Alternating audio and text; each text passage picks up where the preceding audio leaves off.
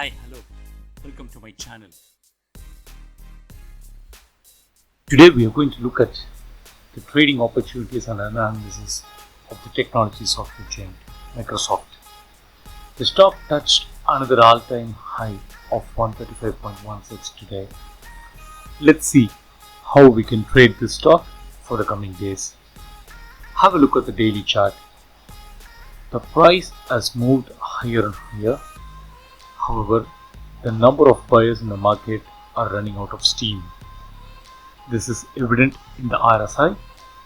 I have marked it for your reference. You can see when the price touched 130.7 on 30th April 2019, the RSI is at 91 and overbought area.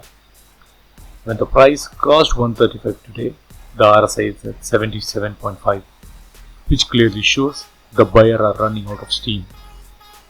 Also, I have included the volume too, which is showing a reducing number of buyers in the market.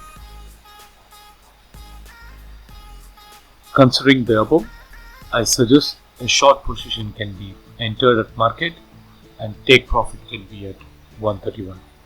Thank you.